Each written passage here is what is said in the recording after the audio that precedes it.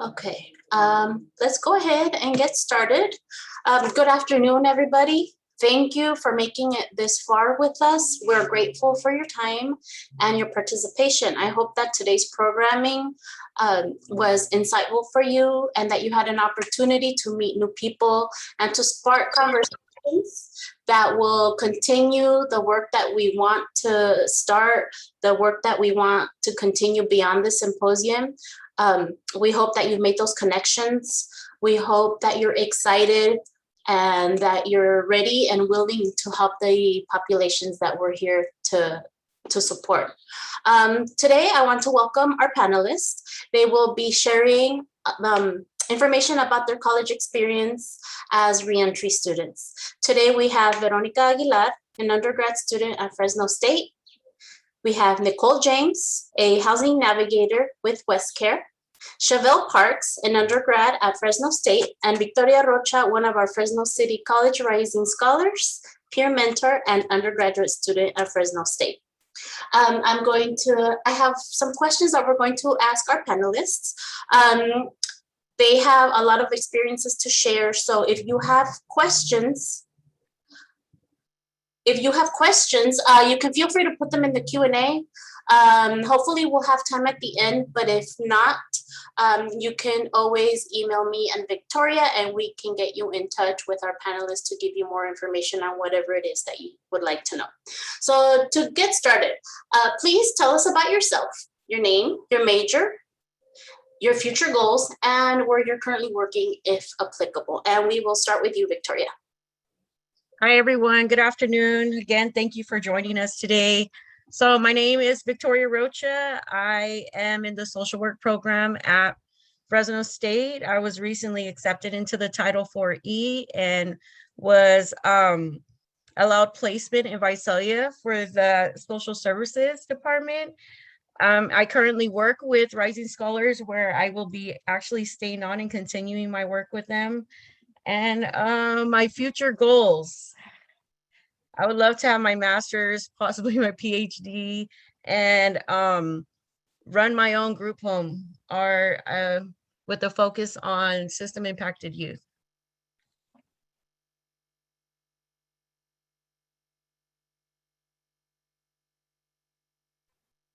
Thank you, Victoria. Veronica? Hi, good afternoon, everybody. My name is Veronica Aguilar.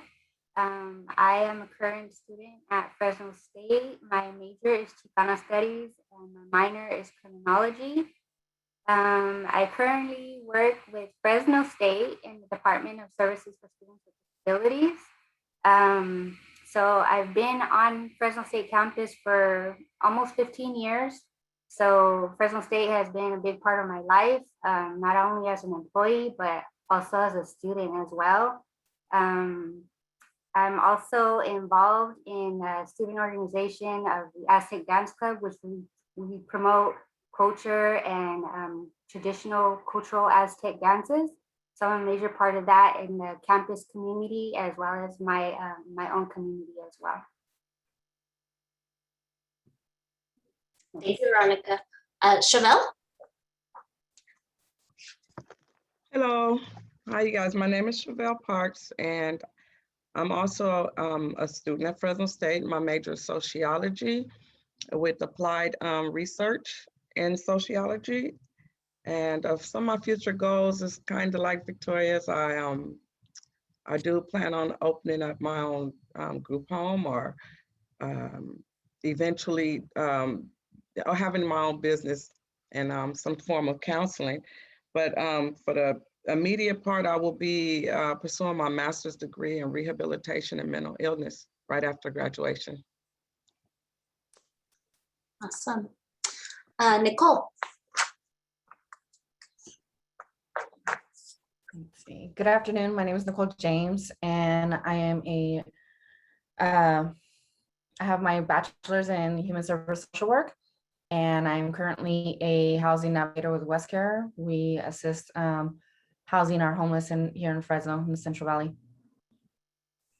Future goals is to go back to school and attain my master's and continue my work with our homeless population and also assisting them in goals with reentry, because a lot of our homeless population have those barriers also. Okay, thank you. How has higher education impacted your reentry experience? And we'll start with you, Victoria. Higher education has positively impacted my reentry experience. When I first started going to Fresno City College, I was in a drug rehabilitation program, and I was also in the process of trying to get my kids back and trying to get myself right. So I mentioned plenty of times where I've looked for employment and I was denied due to my criminal history. So I decided to go back to school. And if I feel like if I wouldn't have made that decision to seek a higher education, I wouldn't be where I am today. It's surrounded me with brilliant people. It's elevated my way of thinking, the way I present myself. It's put me in rooms that I've never thought I would have been in before or could have imagined being in. And it's connected me to a network of individuals who encourage me and are for me. So my experience with reentry through education, through higher education, has been positive. It's been amazing. I wouldn't have it any other way. And like I mentioned, I would not be who I am today without it. Absolutely. Veronica?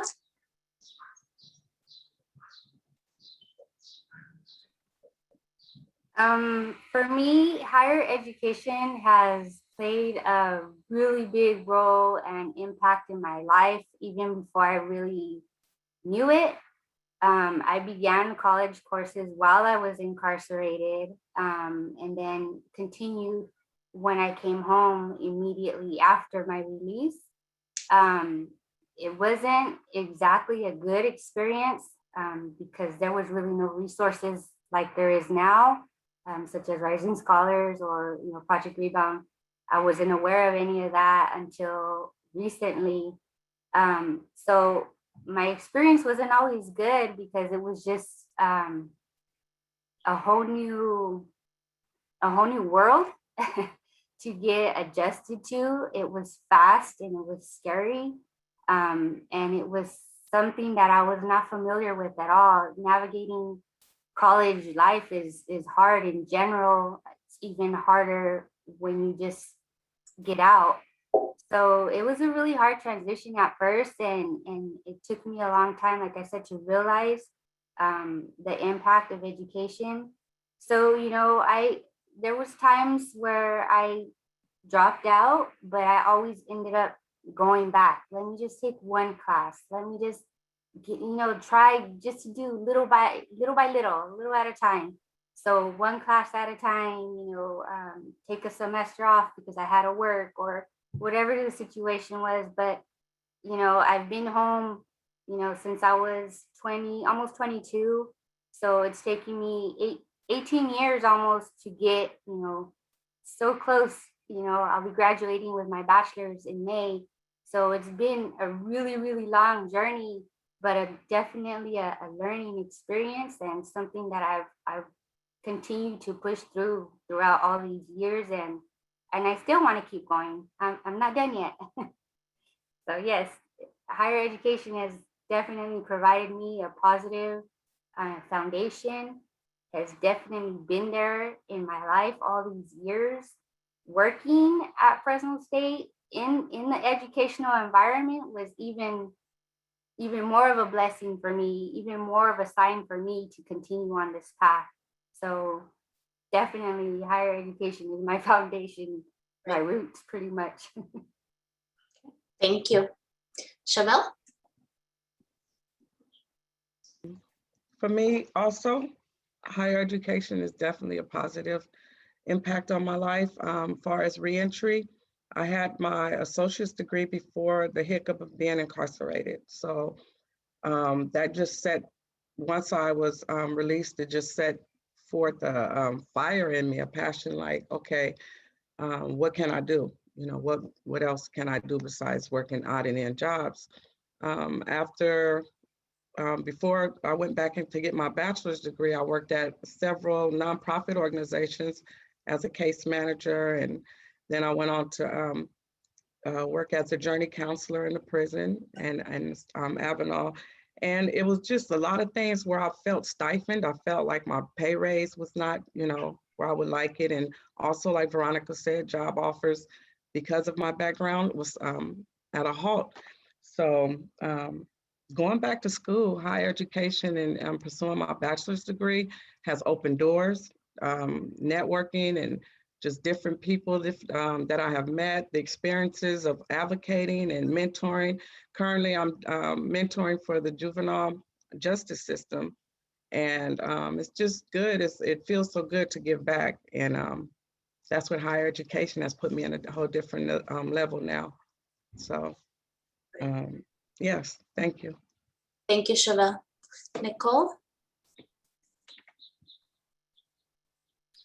So I had bridged my education from the adult school setting, which is a big starting point for individuals who are in reentry, for the simple fact that either they're transitioning out from incarceration, or they've been away from education for so long and haven't been able to take that step onto the college campus. So I was able to utilize that bridge, which had then transitioned me into Fresno City College. And at that time, there weren't resources. I had connected with EOPNS, but it was a hard transition because the voice of formerly incarcerated was pretty silenced at that time. People weren't speaking on the topic of being incarcerated or having a background. I remember stepping on campus and going to the counselor's office, and I kind of gave them a small background on me and, how can I proceed forward with having a criminal background still? What kind of education can I get that would allow me to pursue employment?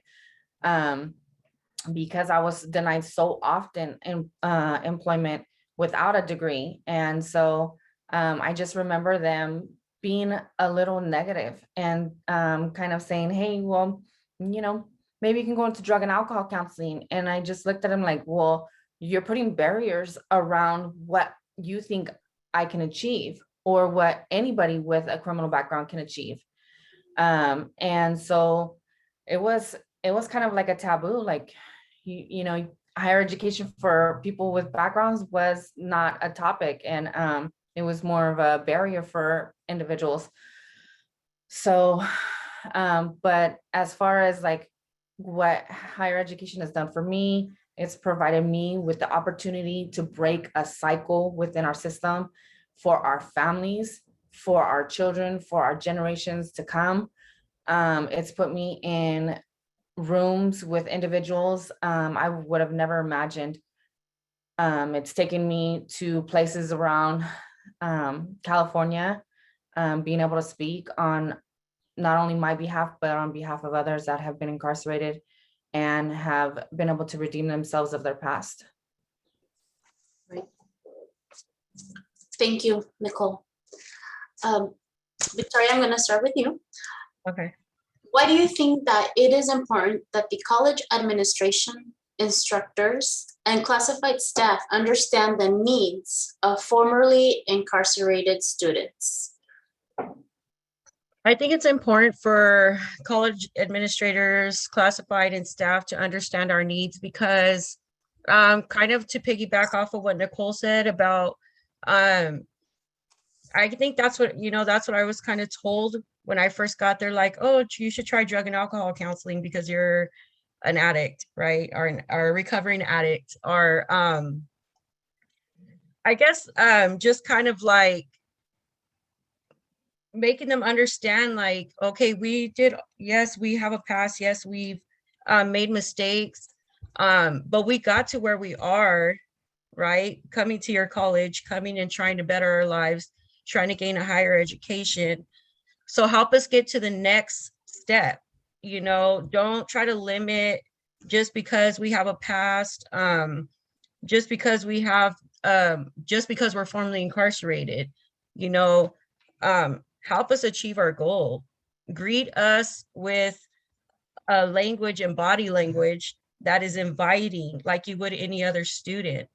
We're here to better our lives. We're here to, like Nicole said, break generational curses of, you know, this continuing through our children or their children, right? So I would just say, you know, treat us like any other student. We are, you know, we're trying to redeem ourselves through education and trying to be positive influences in our communities. So just help us achieve those goals, you know, help be there for us. We are just like any other student, you know, we just, you know, had to work we had to work hard. I'm not going to say harder, but we worked hard to get to where we are, to change our lives, to leave our past in our past and try to be this different person in this future, in this present time. Thank you, Victoria. Veronica? Well, pretty much the same as, you know, Victoria and Nicole have mentioned, you know, really important. Most of the time, our first point of contact is someone in the office, you know, and we're trying to find out, you know, which direction to go. And that was my experience too. I had a really bad experience too. As I had mentioned, I graduated high school while I was incarcerated, and I had began college courses. I also received a scholarship to utilize when I come home, which, you know, what I was trying to do, didn't know where to begin, didn't know how to start the process. So, you know, I went into the office, you know, with my questions, and I was met with judgment, you know, and, you know, I got the funny looks and, you know, like you know, and the same thing, you know, which path do I need to take, you know? And of course I was discouraged. Maybe you should go into computers, you know, because those are office jobs, you know? And so, yeah, I got discouraged, and, you know, words can be not even just words, but even body language that can be very harmful for someone that's, you know, barely trying to make it out there, you know, dealing with all the other stuff that's going on in such a fast-paced world that can easily break somebody. So I think being empathetic and then being aware of your language, you know, we're not you know, convicts, or, you know, don't call me a felon, you know, yeah, I have felonies, but that's not what I am, you know. I'm here trying to redeem myself and trying to make something better of myself. And like they said as well, you know, we're trying to break these curses. We're trying to make better, you know, of ourselves and for our kids and for the youth, you know, that are watching us, you know, for the young people. And so it's definitely important to be mindful of those experiences, and not everybody had a traditional schooling. So sometimes I feel like professors will say, you know, oh, remember you learned this in high school, or you remember reading this literature in high school, this book. And I'm like, no, I didn't learn that. So being mindful of just certain terminologies and just things like that. Thank you, Veronica. Chevelle? I would think it's important for staff to understand that the life experience and the things that we've been through before it was hard, and just as the same as a person with disabilities, how they would treat a person with disabilities, you know, at a school that it may not have to be a physical disability, but we deal with barriers also. We deal with things that we've already overcame to be where we are today. And sometimes more than likely you'll see a person that's rehabilitated or further, you know, trying to change their life around. They're more committed. They show a very, and you know, a very strong sense of determination. So it's, you know, just to put in that little extra and little extra encouragement, it helps. And you know, just to remember, we have our good days, our bad days, the same barriers as others, but we're determined. We're full with resilience. Right. Thank you, Chevelle. Nicole? I think it's important for administration and instructors and staff to know the importance of individuals who have a background, for the simple fact that just like we say when we're working with students or clients, we don't know what happened in their past. We don't know what happened to them to make them do what they had to do, or to feel like they needed to do something and that ultimately got them in trouble, right?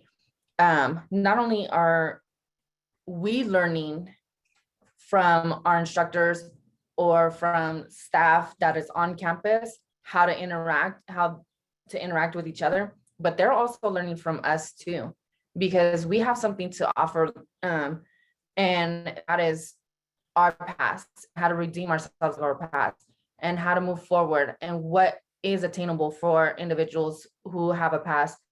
We also, we're mindful of veterans, we're mindful of homelessness, we're mindful of individuals with disabilities.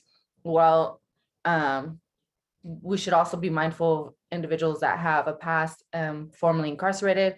Maybe you weren't incarcerated, but you still have a felony background.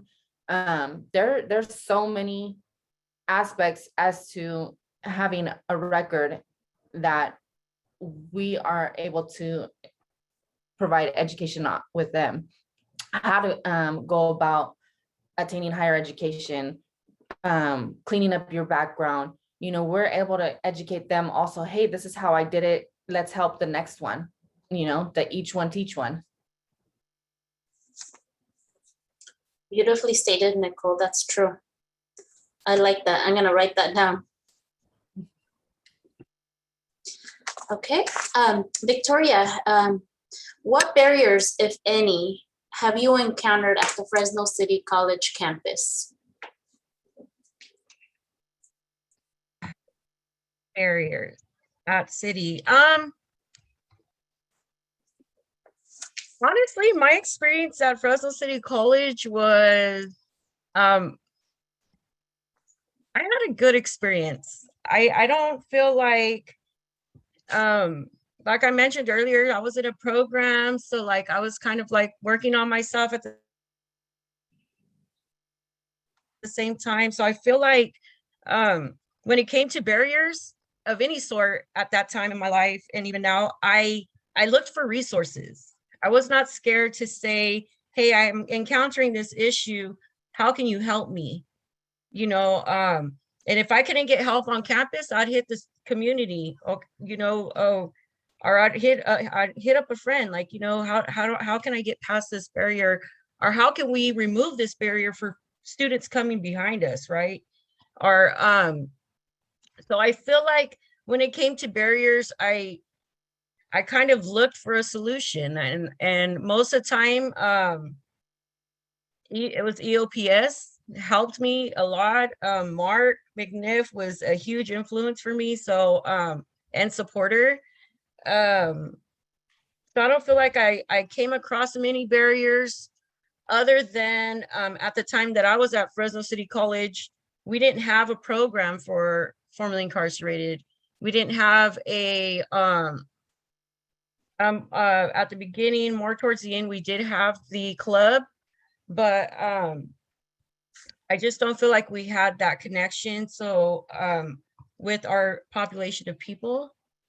But other than that, I didn't really encounter very much barriers that I couldn't find a resource for on campus or in the community.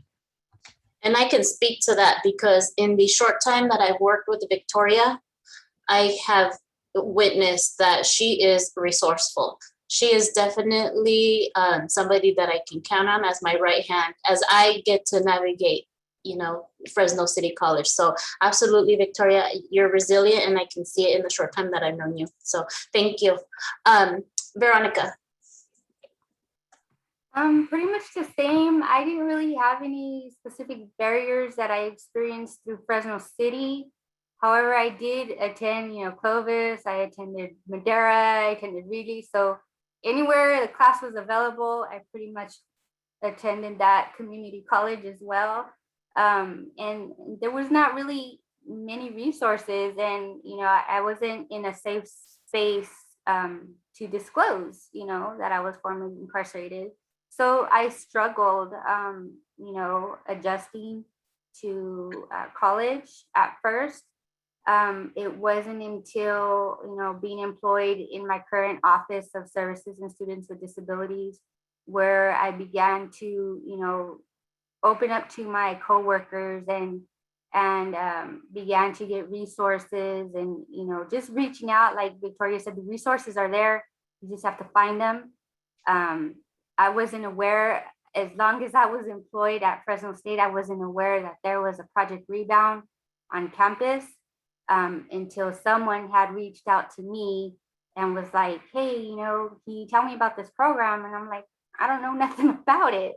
So that's when Project Rebound was barely, starting up at Fresno State. So instantly got hooked up with them and was definitely provided that safe space to where I felt comfortable to disclose my past, especially in my work environment, campus, community. So they definitely gave me that space to be able to feel safe about my past and to be able to talk about it without getting emotional and being able to use it as a positive impact for the youth, which is where my passion is with the youth, and to be able to share my story, and to be able to feel that sense of redemption as well, giving back to the youth in our community. Right. Thank you so much for that, Veronica. Chevelle? Ooh, Fresno City College. Ooh, no. A barrier for me, first off, parking. No. At the time when I was first started, it was just really being older, returning student. So that was kind of a barrier. And like they said, doubting myself, walking around, trying to network to find resources, and the tutoring, not taking full advantage of the tutoring that was offered. So as time went on, of course, excuse me, of course, I learned these things. So, but other than that, also the time management kicked in for me. It was a barrier at first, trying to find, time to separate from study time and making sure that the family's okay, But other than that, that was, that was a few of the barriers. Okay. Thank you. Nicole? I think a barrier for me again was just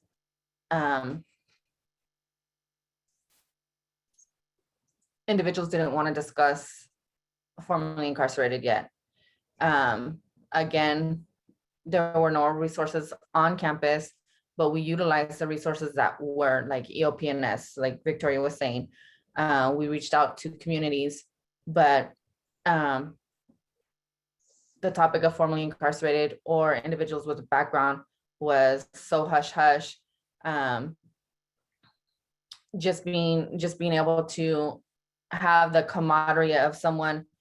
A lot of people didn't self-disclose because of the fact that they were intimidated by higher education, being able to move and maneuver their way around the campus and utilizing resources, even as far as like scholarships go, as on City College campus. At that time, there weren't any that specifically were for formerly incarcerated.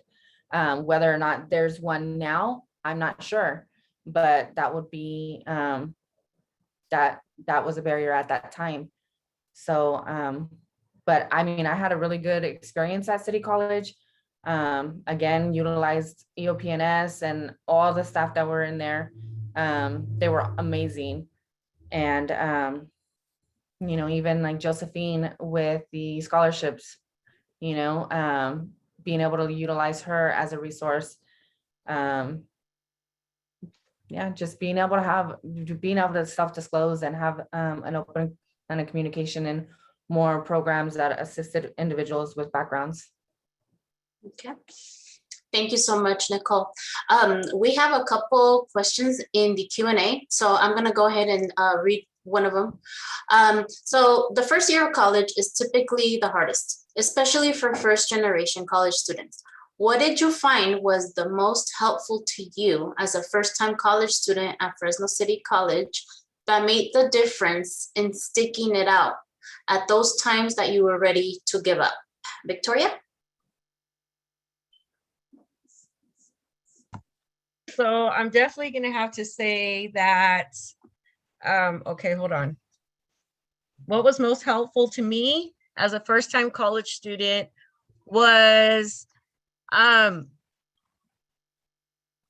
going to say like the services offered through like tutorial center, all those things, because I think one of the panelists mentioned too, going back and being a certain age and you feel like you're older than everybody. And especially if you haven't been to school in so many years, and then you finally go back and, you know, just all the resources that are, you know, offered for us that may have a little harder time grasping going back to school and stuff. So I think that those, you know, those resources were perfect for me. Because when I took my statistics class, I was in that tutorial center for more hours than I was in a classroom, because I wanted to pass that class and I wanted to be able to transfer to Fresno State. So I made sure.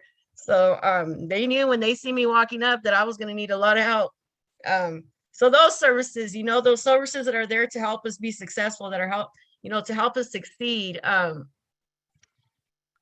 what got me through being a first time, even a first generation, whatever, because, you know, I didn't have that role model in my life. So yeah, that, and then just my professors, I had some really cool professors that I was able to email at any time, and not just about academic stuff, about personal stuff. You know, I had my my child development professor meet with me and my children, because I mentioned earlier at the time I was trying to get my kids back, and she went out of her way to meet with me and my children and kind of do like a sit down where we were able to have an open space to talk and everybody's voice was heard. And that was one of like the best things that's ever happened to me at Fresno City College, to be honest, because she really went out of her way to help me and my kids, you know, reunify back together. And that was special to me.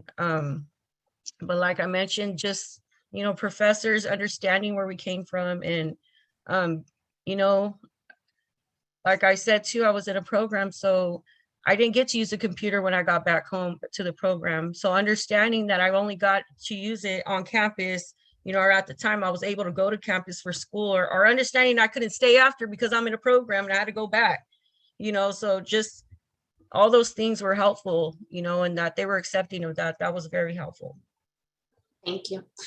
Veronica, did you have an answer for that question as well?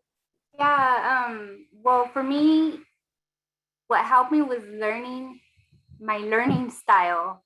I have a really hard time reading. I'm just reading the same page over and over. So recognizing my feelings, what my emotions are, that was provided to me or made aware to me by my coworkers in my office working in the SSD department, being aware of the anxieties that I was feeling, and then being able to feel comfortable asking for help and asking for different ways of how I can grasp this information.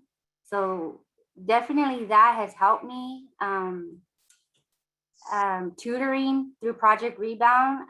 Like Victoria said, I was all up in those tutoring sessions too for my math classes. You know, I really wanted to pass stats too.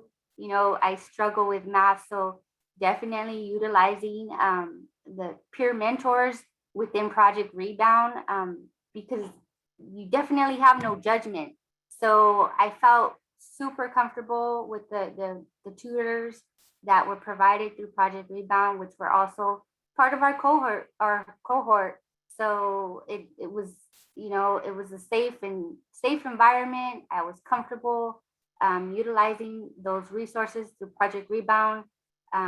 So yeah, asking for help is a big deal, you know, especially for our population. We have a hard time asking for help, especially for women, you know, but I want to get those A's, you know, so definitely I got to push that pride aside and ask for help when I need it. And I know Project Rebound, you know, is going to be there for me.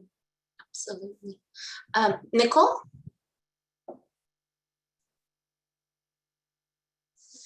You're muted. Did you want me to read the question? Yes, ma'am. Okay. What did you find was most helpful to you as a first-time college student at Fresno City College that made the difference in sticking it out at those times that you were ready to give up?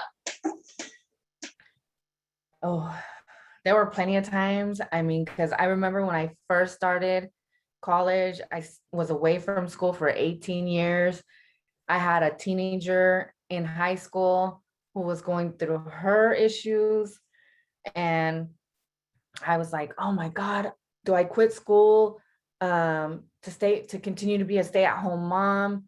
And just having EOP&S there for me, having an open door policy with me, being able to go in, tutorial, and my immediate family support, my husband and my kids, because there were times where I felt like I couldn't go anymore. I was working full time, I was going to school full time, my internships, and I was bogged down. And then, you know, you have your family issues, and just being able to even go to your tutoring groups with your classmates, developing relationships to support one another. That's what kept me going. And, you know, building relationships with your professors, also, because, you know, you had some that were more open than others with individuals who had a background, who actually admired your transition, you know, who admired you taking the steps to redeem yourself of your past, and they were willing to go above and beyond to help support you. And that's a perfect segue to our next question. One of our instructors says, as an instructor, it's really important for me to help all my students feel welcome and supported. What are some things you wish your instructors would have said/done to help you feel more comfortable and accepted as a student coming from a non-traditional background? Victoria, you want to start? I'll let one of the girls answer if they want. Okay, thank you. Veronica?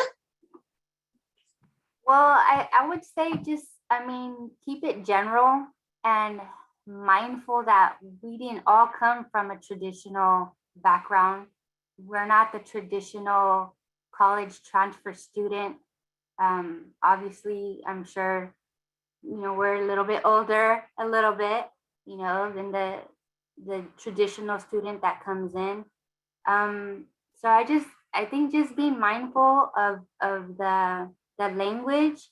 Sometimes, like I had mentioned earlier, you know, a professor had said, you know, remember, you know, you guys learned this in high school, you guys should know this. And I don't know that math, you know, this is all new to me. I've never done algebra or any of this stuff. This is the college, City College and Fresno State has been my first real educational experience. I never, even in elementary, I was, you know, from one school to another school. We were moving around all the time. I never had a steady educational foundation.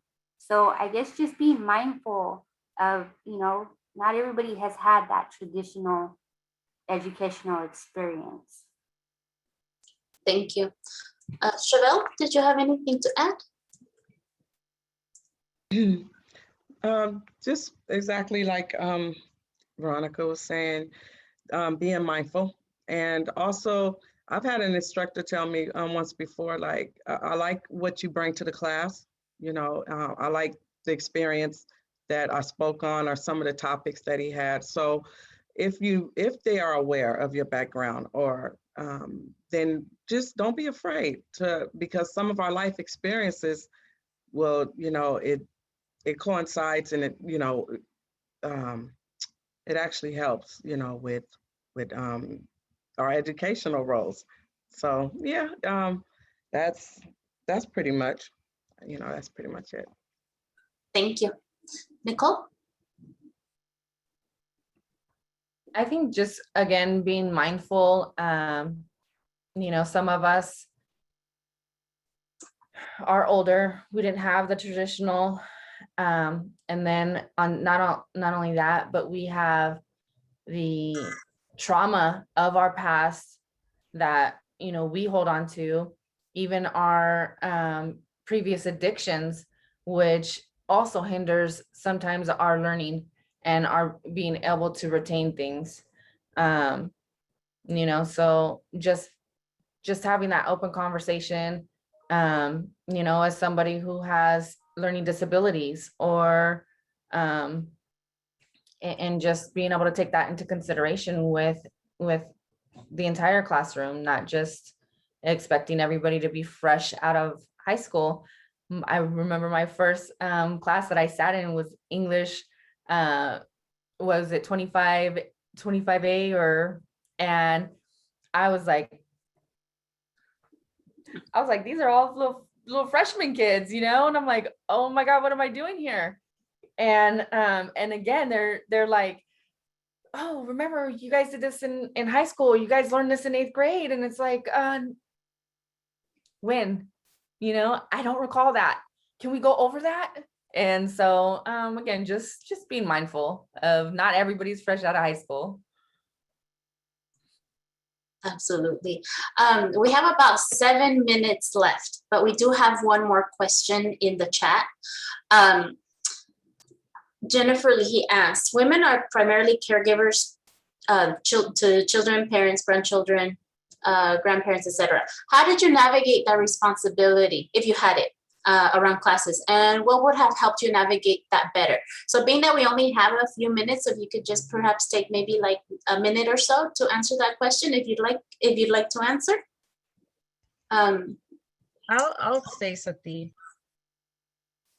very briefly. Okay, so I currently, I'm gonna talk about currently, because currently I have all 5 of my kids home. Currently, they are all working online, and I work part-time, and plus I'm a full-time student, and it has been crazy. It has been overwhelming. I've cried in my restroom sometimes because I'm like, you cannot stop being a mother. You cannot stop working. You cannot stop being a student. You have to push through it. So honestly, those moments in the restroom where I'm just like, let me cry it out, or let me make a phone call and say, sister, I'm struggling, or brother, I'm struggling, or, but we can't stop. We still have those responsibilities. You cannot, like I mentioned, you can't stop, and their education is just as important as mine. There was a time, like I one of the panelists mentioned, where, I was going to quit my job and I was going to take a semester off because my kids were struggling with online learning, so, but I was talked out of it because, I have to figure a way to make both of it important and help, help myself and help my children at the same time. So yeah, it's been crazy. It's been a crazy ride, but worth it. Thank you. Veronica, did you have something to add? I was gonna say that yeah, it's super tough. It's hard to balance this whole lifestyle, especially now with COVID and the kids at home. Same thing, I have 3 children at home. And but thankful that they are supportive of me. My husband is super supportive of me. I have great coworkers. I have a great support circle that always, pushes me. I have my family, my dad, my sister, my brother. I'm fortunate to have that support there for me and my kids. And my husband, he's a great cook. So that's a bonus because that's less dinners that I have to cook. I do work full time. I did learn that my balance is in school, not to overwhelm myself by taking the full 12 units or whatever they push on students. I have to be mindful of my family as well and my own mental health. So I've learned that taking 9 units is my limit. I can't go over that because then I'm completely stressed out and overwhelmed. And yeah, I do have those moments where I go to the bathroom, I lock everybody out, I just cry real quick and I dry myself off and, back at it again and keep on pushing. Okay, thank you. Chevelle? For me, I make sure that I let everyone know right up front. My family members, friends, and people around me is just that my school, my education right now is very important. They support me in that. I have a lot of support from the grandchildren, my immediate children. I have 2 daughters right now that ask me all the time, well, can you babysit or can you do this or something with the family? But then they they understand if I say no. So I don't beat myself up. I'm like Veronica, to where I balance out my classes. Yoga really helps. And so, unfortunately, this year coming up, like I said, I want to pursue my master's. I have to take off a year right now because of, my mother, which is something that is a responsibility for me. But other than that, I'm going to still pursue. I keep going. So thank you. Thank you so much, Chevelle. And Nicole? Well, I haven't been in school. This is going on 2 years, but when I was working full time. I had both children in school. I had to structure my time so tightly. I even meal prepped on Sundays so that, we didn't have to go out to eat. And there was food in the fridge. We just sat together.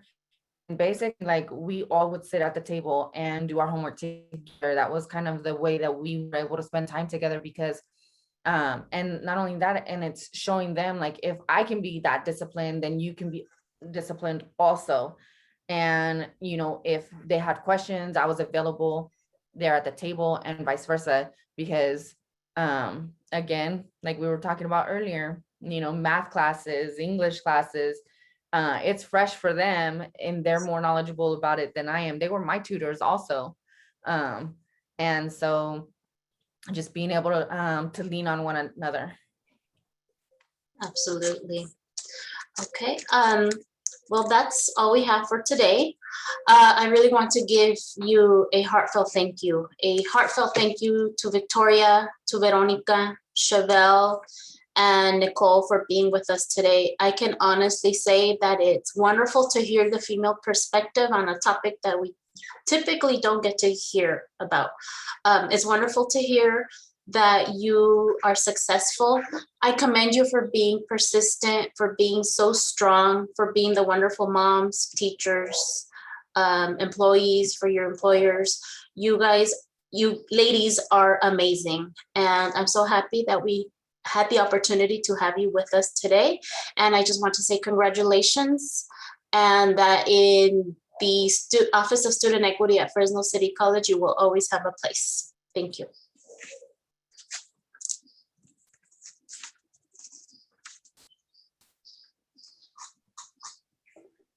Thank you so much, Sailor. Thank you again to our panelists. We really hope that you all enjoyed this 2-day symposium. It's been in the works for a couple years, and we very much appreciate your not only engagement and participation, but sharing this learning space and time with all of us. I also want to thank the entire planning committee, everyone that helped with this event. I want to thank our keynote speakers. I want to thank all of the breakout session speakers. And let's also all give a big virtual or digital round of applause for our interpreters. They have done a tremendous job. Needless to say, interpreting is not easy. There are many people on this call, and we're all talking and going back and forth, and they've been keeping up with this. I've been watching them. And so again, I want to give a special shout out and thank you to our interpreters from today and yesterday. Thank you so much. Also, a couple of reminders before I turn over the final closing remarks to Dr. Little. Just a reminder about the surveys, complete the survey evaluations and the breakout session videos, as well as the panel and keynote presentations will be uploaded to the Fresno City College Professional Development website. YouTube website, that is, over the next few days, if not next week sometime. So keep a lookout for that and mark your calendars right now for this same time next year. We are already planning, right, Dr. Little? Yes, we are. We're already planning for next year's event. It'll be this same time next year. And that will be the second annual Fostering Success for Rising Scholar Students on college campus. And we're very much looking forward to that. So with that, Dr. Little, will you close us out, please? Yes, I will. Well, it's been, I know for me, an incredible 2 days. I hope, like Ray said, you all enjoyed the process and leaned into the process. And from what I've read of, the ones all the workshops I participated in, there were some good discussions and questions. Those are always essential. There's not a bad question. I also want to say thank you again to Dr. Goldsmith and Dr. Pimentel, who, wasn't present a lot, but he was very pivotal in us formulating this process. And my brother from another mother, Dr. Ramirez. This isn't the end for us, but it's the beginning of another symposium.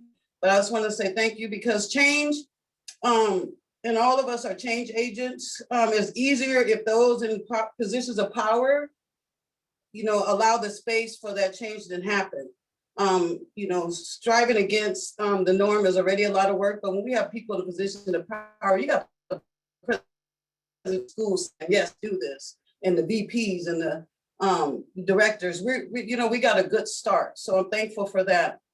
To all the rising scholars, even the ones that, my two favorites, but all of you that are out there, I wrote a little something for you. In my real life, I'm a poet. So that's what keeps me whole, sane, and alive. So I wrote a poem for you. It's untethered, it's unfinished, it's even untitled, but I still feel compelled to put it out there for you. And that's how I want to close. Living life limitless, full of possibilities with the winds beneath you. No fear of failure. The past has been a very good teacher. Remember what it taught you. Soaring swiftly to your destiny with your eyes on the prize, focus intentionally straight ahead as you rise to your future. When they tell you you can't do it or shut the door on your dream, remember who you are. Dust yourself off, take a deep breath, and spread your wings. You are a rising scholar, your ancestors' best dream. You can soar high and endlessly above all challenging things. Show them who you are. Show them that life is not what it seems. Show them how you rise, how you elevate, and how you rise to achieve all your dreams. Thank you. Thank you for sharing who you are and bringing people into your space and letting them helping us show other people how to help us, right? So I appreciate you all, and I appreciate all who joined us. Thank you and goodbye.